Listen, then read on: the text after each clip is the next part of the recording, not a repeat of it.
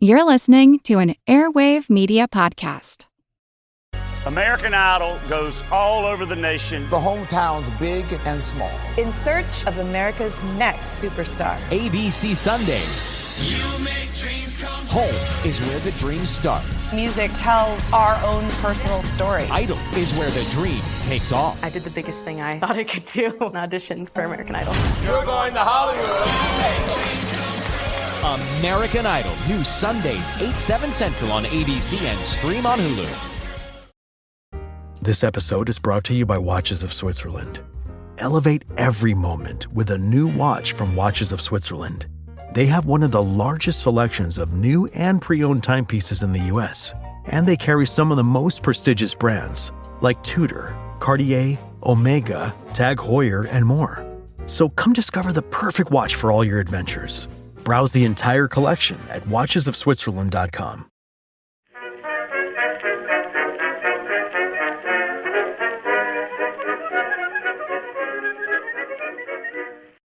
Hello everyone and welcome to History of the Second World War, Episode 53, The Second Sino-Japanese War Part 4, The Battle for Shanghai. This week, a big thank you goes out to David, Keanu, and R.S. Penn for choosing to support this podcast on Patreon, where they now get access to special ad-free versions of all of the podcast episodes, plus special patron-only episodes released once a month. If that sounds interesting to you, head on over to historyofthesecondworldwar.com/members to find out more information. By the beginning of September, the situation was beginning to look very bad for the Chinese around Shanghai. Since the failed attacks of August 17th, the overall balance of forces and the positioning of those forces had done nothing but deteriorate as Japanese troops had landed north of Shanghai and proceeded to move inland. Even if the Chinese defenders had put up a very good showing in slowing the Japanese expansion of their beachhead, the fact remained that it had continued to increase in size and several important areas had been lost. In the area around Shanghai, as the fighting continued to expand, it took on a slow, grinding style. The areas that were being fought over north of Shanghai were generally rice and cotton fields, which provided little cover, and so most of the fighting would coalesce around specific villages, towns, and other geographical features.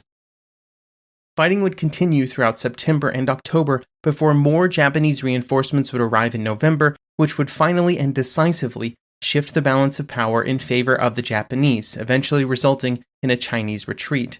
Throughout all of this fighting within the city, the situation continued to deteriorate. Thousands of people had become refugees during the fighting, either trying to escape the city or cramming themselves into the international settlement where there was some level of safety.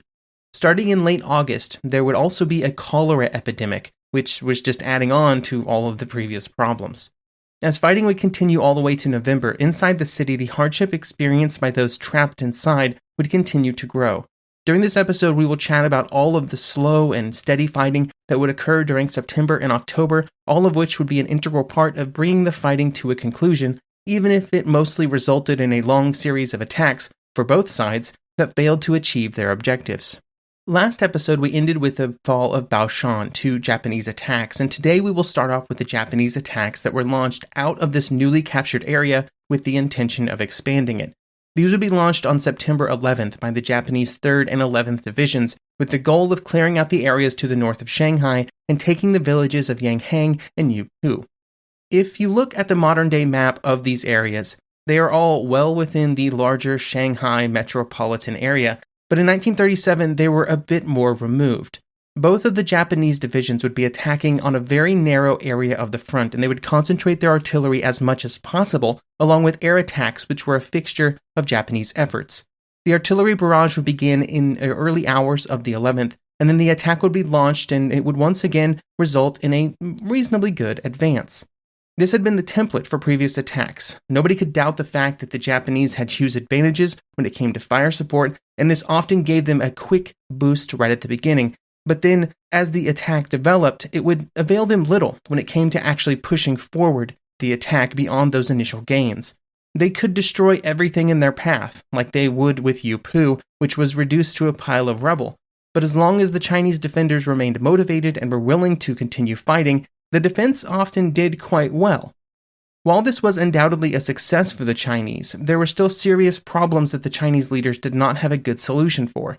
As Japanese pressure continued to mount on the roads out of Baoshan, the greatest concern was that if they were able to push through, they would cause a breach between the troops within Shanghai and the 15th Army Group, which was to the north.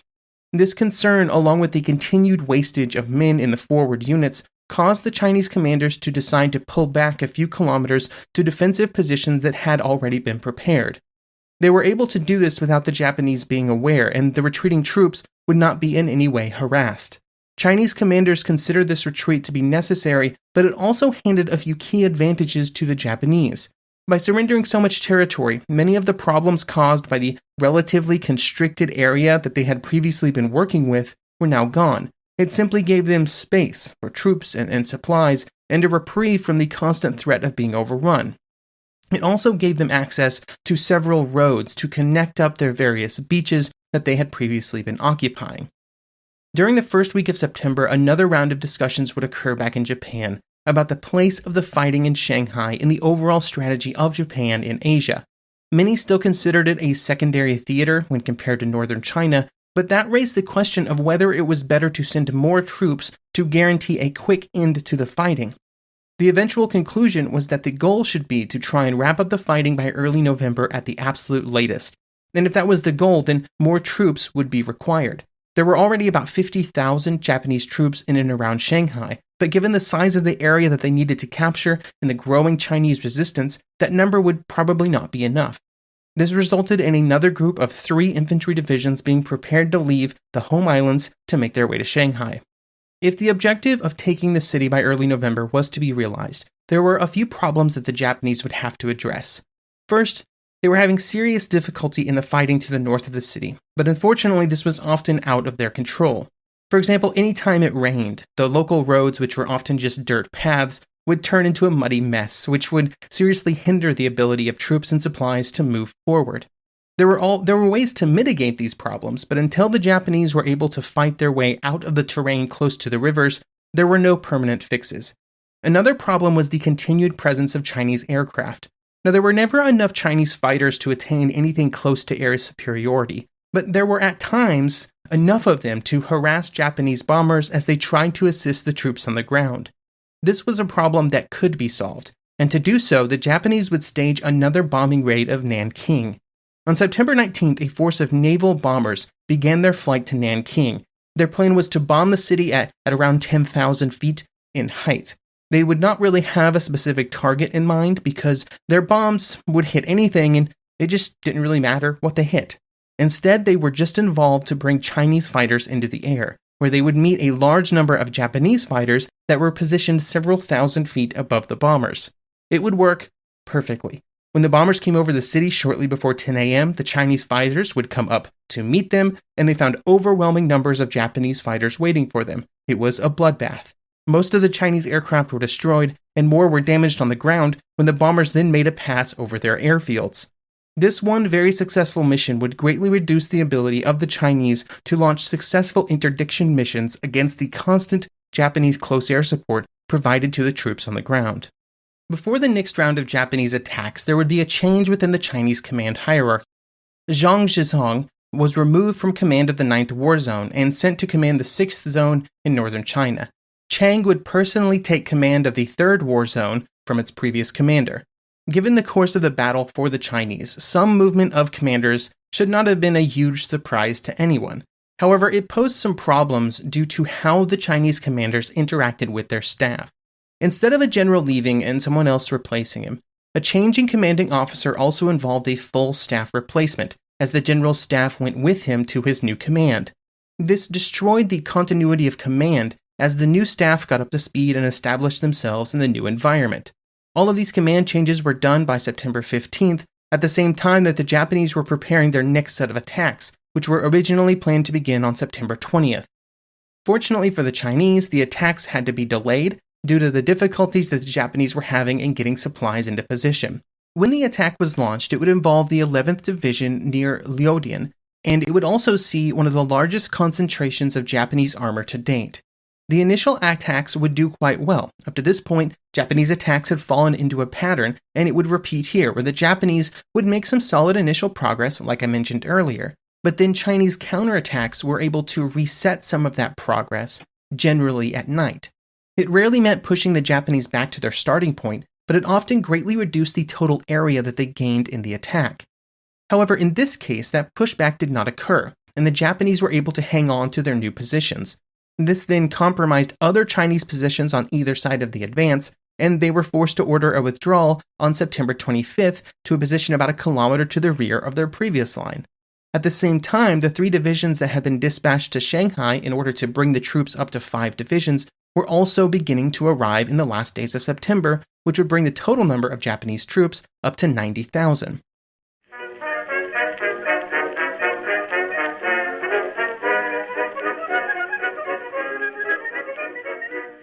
The 2024 Subaru Outback Wilderness is built to take you further off the beaten path. It has 9.5 inches of ground clearance paired with standard symmetrical all-wheel drive, plus off-road wheels, rugged all-terrain tires, and advanced dual-function X mode to help get you through deep snow, gravel, and mud. The 2024 Subaru Outback Wilderness. Adventure elevated. To explore all you can do with the rugged Subaru Wilderness family of vehicles, visit Subaru.com/wilderness. It's only a kick, a jump, a block. It's only a serve. It's only a tackle, a run. It's only for the fans. After all, it's only pressure.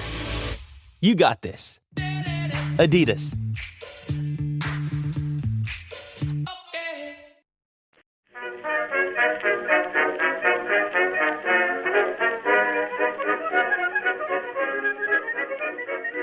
The plan was to use some of these new arrivals along with the 3rd Division in an attack with the primary objective being to cross the Wusong Creek.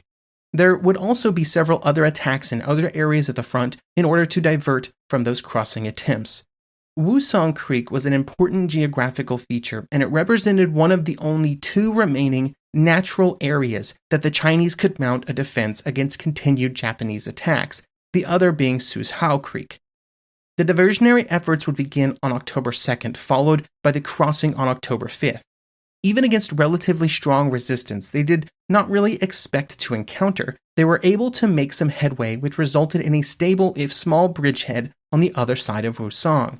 The Chinese leaders fully understood the importance of the Wusong, and as soon as the attack began, they committed all possible resources to the defense. More troops were brought in, and as much artillery as possible was put in place, which was about 6 artillery battalions, which were all detailed to the defense.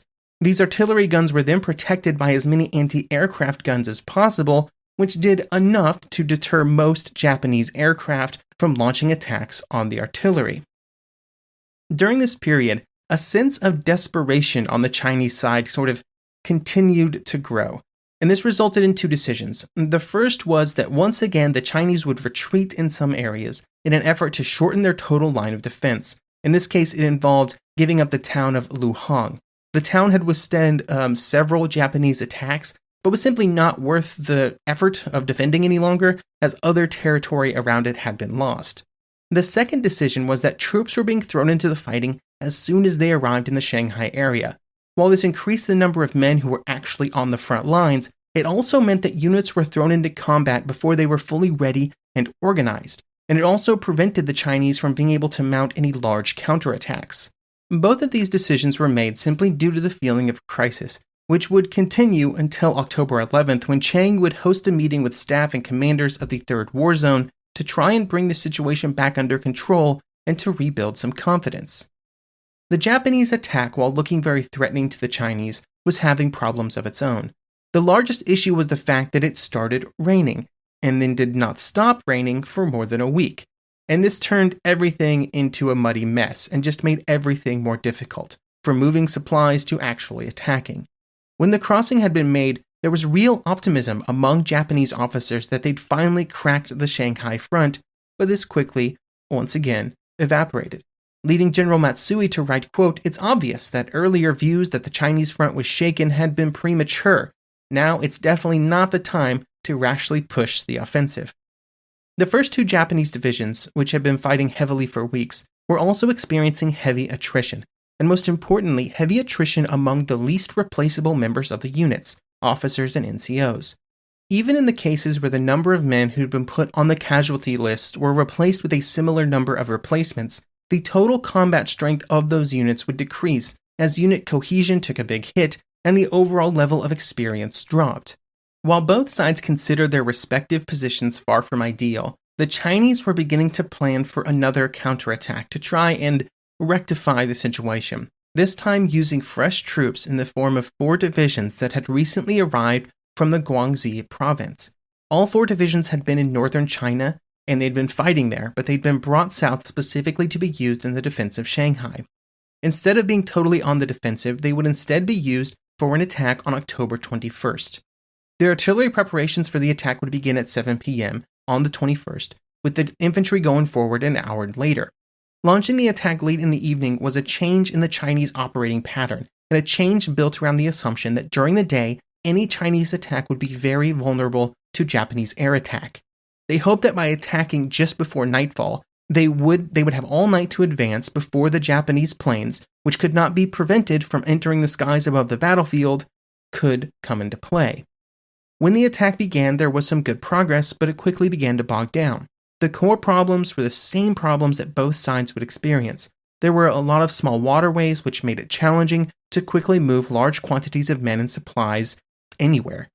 The Japanese were not completely surprised by the attack, as they had noted the large buildup of forces behind the Japanese front in the days before it began. The overall lack of progress brings us back to the challenges that the Chinese would find during the day, which forced them to stop attacking before dawn so that they had time to dig in and find some protection from the coming air attacks. At dawn, the Japanese would launch their counterattacks with devastating results. Whole Chinese units would find themselves isolated by Japanese attackers, and they could not really do anything about it during the day due to Japanese air superiority. Over the next 2 days and nights, the same process would repeat. Chinese attacks during the night, which would capture some territory, make some progress, Japanese counterattacks during the day, where they would take most of it back. By the end of the 23rd, the Chinese units who had been used in the beginning assaults and had been involved ever since were exhausted and had suffered thousands of casualties, with somewhere around 60% of soldiers in most units that were in that opening assault being killed or wounded just 48 hours later. The failure of the attacks by the Guangxi divisions would be an important turning point for the entire Shanghai campaign. It had been a major Chinese effort, it had exhausted a large group of reinforcements, and it had achieved essentially nothing. Soon, news began to filter back to Japanese headquarters that the Chinese units were thinning out their forward units, and there was a suspicion that this meant that they were planning to once again pull back. As soon as this information was received by General Matsui, he moved into action. There were plans to meet with all of his unit commanders in the afternoon of October 24th, but instead he directly telephoned everyone and told them to attack immediately, with the promise that written orders would arrive a few hours later. Matsui's fear was that the Chinese would once again be able to retreat and would be able to once again solidify on a new defensive position before the Japanese could react and take advantage of the disorder inherent in any large-scale troop movement. The Japanese attacks would begin at 9 a.m., and the 3rd and 9th Divisions would make some quick and easy advances that would continue into the next day as the Chinese continued their movement. This pullback was seen as essentially mandatory on the side of the Chinese. The units that had participated in the attacks the week before were simply spent and had to have some rest, but to gain that breathing space, the only option was to give up territory. They would continue to pull back until they would occupy the Suzhou Creek, the last natural obstacle that remained in front of the Japanese. Even with Japanese pressure, they were able to occupy defensive positions on the south side of the Suzhou, which once again provided some amount of stability to the front.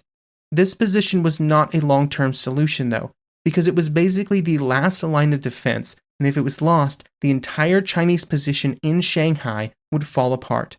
The vulnerability that this caused really called for a larger retreat, and the Chinese officers who were already kind of agitating for a larger retreat, including just giving up Shanghai altogether, would continue to rise. They would continue to agitate further. Cheng was still completely against such an idea, though, and wanted to continue the fight for every square foot of area in and around Shanghai. However, many of his generals were growing concerned, not just about the vulnerability of their positions, but also just the fragility of the morale of their units. Here is Peter Hampson from Shanghai 1937, Stalingrad on the Yangtze. Quote, most soldiers saw the odds of survival heavily stacked against them, but in spite of frequent visits to the front, Chiang Kai-shek knew very little about this. Officers who were aware of the real conditions in the trenches were also familiar with the Supreme Commander's stubborn character and his determination to stick to the defense of Shanghai to the bitter end. Under the circumstances, they found it inadvisable to break the truth to him. It was a charade that could not go on forever. In some units, the situation was getting so desperate that it was only a matter of time before the soldiers would simply leave their positions. End quote. Regardless of the arguments presented, Chiang would not be dissuaded from his belief that fighting should continue. While a larger withdrawal was out of the question, there were some small adjustments to the Chinese lines. For example, they moved out of the Zabei district inside the city. But as long as there were still troops inside Shanghai, the defensive line on the Suzhou was absolutely critical. If it was lost, the troops in Shanghai to the north ran the risk of being completely surrounded. In the last days of October, the Japanese were preparing to do exactly that, and they had assembled a group of small boats that they would use to cross the creek. On November 1st, the attack was launched, and they would succeed in establishing a secure bridgehead on the other side. It may have been possible in the early moments to destroy the bridgehead when it was weakest, but this advantage was not able to be capitalized on. Many of the Chinese officers closest to the front were hesitant to take independent action. Over the following days, the Japanese would continue to push troops across and to expand their presence, with the bridgehead eventually reaching a half a mile in width. Within this perimeter, they were able to construct some quick defenses that made any Chinese counterattacks doomed to fail. While the position was secure, and it had achieved its primary objective of getting the Japanese across the creek, it had also not achieved everything that was hoped, and the possibility of pushing forward and fully compromising the Chinese positions in the city was not something that it could do. The Chinese were just too good at defending. This did not mean that there were not other plans to do just that, though, and it all came back to more additional divisions that were on their way to the Shanghai area. Back on October 10th, a new army had been created, the 10th Army, which was made up of 3 divisions and an independent brigade that were on their way to Shanghai. 2 of the divisions were from the home islands, and the rest were from northern China. There were a few different ways that these troops could be used. They could just reinforce the Japanese units that were already present around Shanghai, but this was ruled out because it did not provide enough value. They could land on the south bank of the Yangtze, but this had been a possibility that the Japanese had been planning on for years, and so the areas around the river were pretty heavily fortified. The final option, and the one that was selected, was to land on the north side of Hangzhou Bay, to the south of the city. There were some serious challenges involved in this landing site, for example, some tidal issues due to the wide and flat beach and the waterways that crisscrossed the areas off the beach. But the greatest advantage would be the fact that the Chinese did not expect it, and if the landings were even partially successful and managed to gain a reasonable foothold on land, it would very quickly compromise the Chinese positions in and around the city. With these advantages in mind, the operation was set to go forward on November 5th, and the final acts of the Battle of Shanghai were about to begin, which we will discuss next week.